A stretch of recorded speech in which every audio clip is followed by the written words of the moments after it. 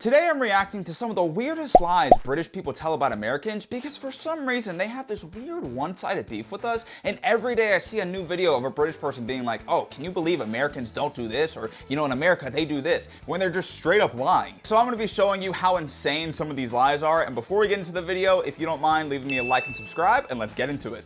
Alright, let's get into this first video. How did you react when you found out that Americans' final exam is multiple choice? A multiple choice exam for the final. What are we doing?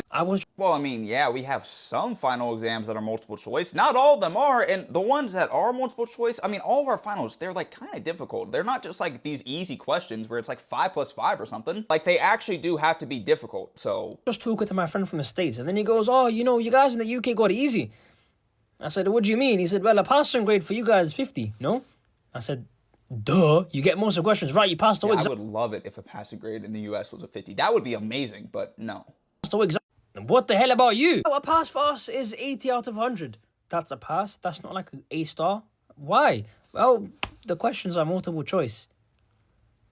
Am I talking to a potato right now? The questions are multiple choice. He told me that so confidently. Bro, that's concerning. What even? How is that concerning? How is it concerning that we have a multiple choice exam? Like, do they think these multiple choice exams are basically like a kid's coloring book to where anybody can just do it? You don't have to study, you can do whatever. Like, these are exams where you have 4 answers, sometimes more, but every answer is very similar to each other, all right? You have one answer that's good, one answer that's even better, one answer that's even better, and then you have the correct answer. So it's 4 very similar answers that you can easily choose the wrong one out of. Question for y'all, would y'all rather have a multiple choice exam where you have to get an 80 to pass, or a free response exam where you just need half the questions right to pass? Because I think I would take the half the question free response one. What even is? Statistically, by our standard, you can guess more than half your grade.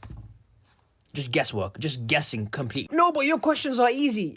You guys can't even tell the time, bro. Okay, so now we're moving on to Americans can't tell the time. I'm confused. What is this video getting at, all right? I feel like it's just gotta be rage bait. You guys can't tell the time. Well, you guys, don't come at me, but if you give an American a clock, they'll be like, what am I looking at right now?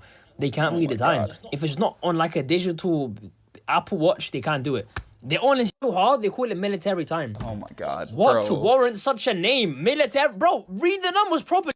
They just got to be trolling because we can read a clock, all right? I'm confused. What is this guy trying to get at? We know how to read an analog clock, a digital clock, military time, 24-hour time, whatever you want to call it. We know how to read all of those clocks, all right? And the reason why we call it military time is because the military adopted it in World War II, like the 24-hour system. So that's why we call it military time. But like, I'm just confused. Where are they getting this information from? They're just making it up. They have to be. But you know, as bad as that video was, somehow the comments are even worse. Because like, let's look here. Ooh, multiple choice in university. Even in high school, we didn't get that. Guys, it's a multiple choice exam. It's still a final exam, and it's still a test. It's not this easy thing. Like, why do you think a multiple choice exam automatically makes it easier? Haven't seen multiple choice in exams since 3rd grade, not gonna lie.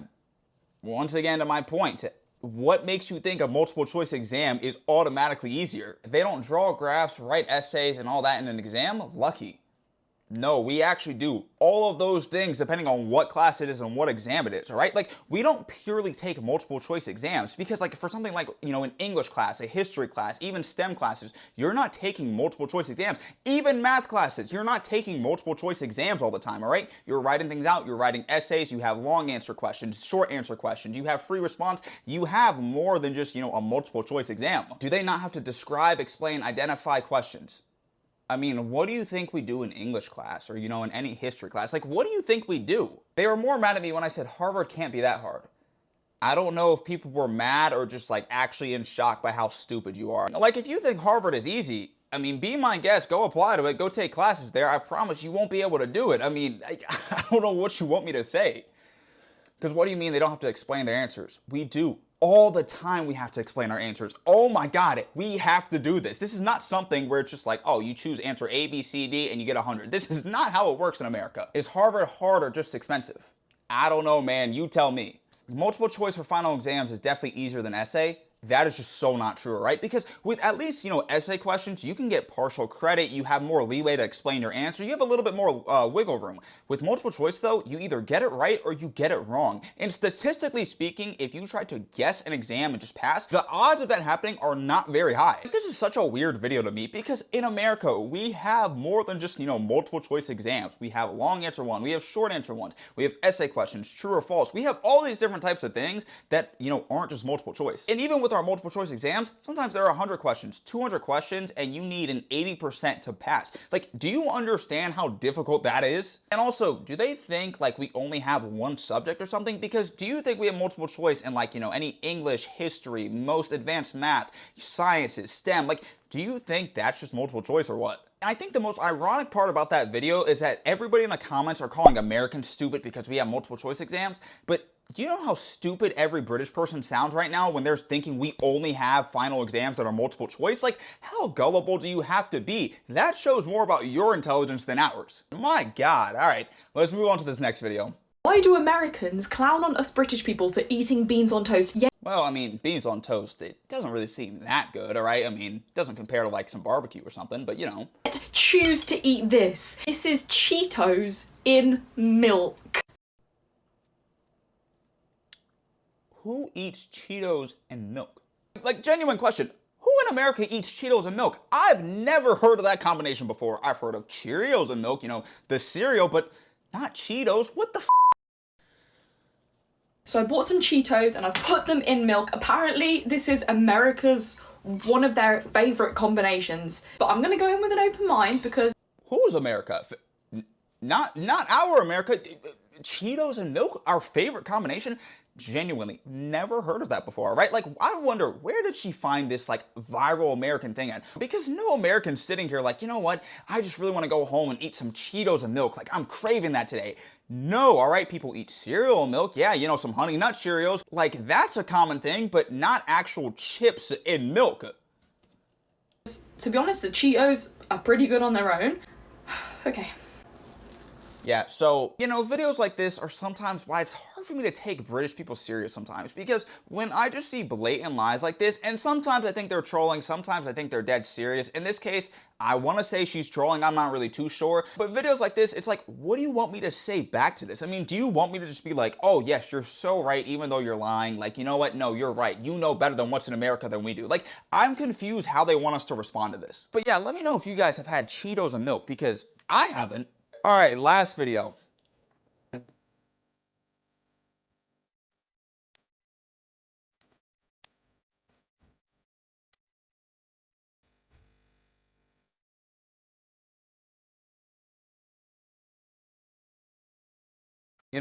My favorite thing about this video is that she purposely grabbed the biggest size, the family size of everything, and is for one acting like that's our normal portion sizes, as if it's not made for a family. But then she also went and purposely grabbed all of just like the most artificial things in the store. Like, talk about cherry picking. First of all, let's go back to that ground beef roll, all right? This is something that a family would get, or, something that a person wants to buy in bulk, not just buy for the week or even for a few weeks. They're freezing this meat, this is going to last a family, it's going to last a single person a while, because you can freeze it and you can feed multiple people with it. I don't understand, what is the diss on buying in bulk, right? It saves people money and it's very efficient. And then we have the big bags of Fruit Loops and Reese's Puffs. Once again, these are family-sized bags, right? For families that have, 3 or 4 little kids, those bags will last maybe a week, if that, maybe a little bit longer, but they go very quickly. And all the people in the comments of that video, they're like, oh my God, it's so much sugar in that cereal, so much this.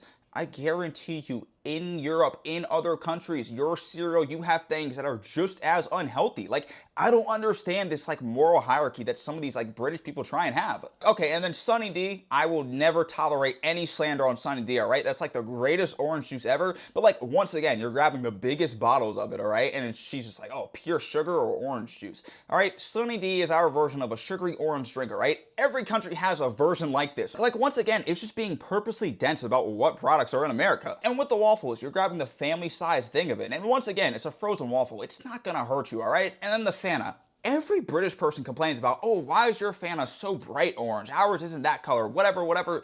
they're slightly different ingredients, right? That's it. That is the only difference that makes it the color difference, right? It's slightly different in the ingredients. Okay, and then what is this? A big thing of pickled sausages? Once again, if you grab something like that, yes, there will be those in American stores, but I guarantee you, if I went to a British store, I would see something just as weird and big as that. Actually, maybe not as big because they have small portions, but I'd see something just as weird as that. And then peanut butter and jam in a jar. Yes, we have that, all right? That's like a mixture thing. But you know what? There are also things where you can just buy just the peanut butter or just the jam, and there are different types of it. So there's a lot of different options in American stores, which I guess British people aren't used to. Like, I don't know. I just don't understand, like, what is this, like, purposely dense thinking about American food? But like with all these videos, it just comes back to my main point that some British people have this weird one-sided beef and obsession with Americans. It's so strange to me because they make these videos which they are like either intentionally lying or purposely being dense, and they try and frame it as, oh, every American is like this, or, you know, every American place is like this, when in reality, it's just not true. And then everybody in their comment section just runs with it, and they're like, oh, you know, Americans are this, Americans are that. And then when we try and defend ourselves and are like, hey, so that's actually not true, somehow they'll call us the liars. Like, yes, that makes so much sense that we don't know about the country that we live in and the food and the stuff that we do. Yes, we have no clue about that. Like, that makes total sense. And you know, when I see videos like this, for some reason, it makes me so patriotic. I don't know why, but like, I would run through a brick wall. I want to go fight for my country when I see videos of just like British people specifically making these, like, I don't know, rage bait trolling videos, just like purposely dense videos about America. But anyways, let me know in the comments if these things that you saw in the video, if you think they're true, if you don't think they're true, or let me know any other weird lies that you've heard British people say about America. And with that being said, thank you for watching, and I'll see y'all later.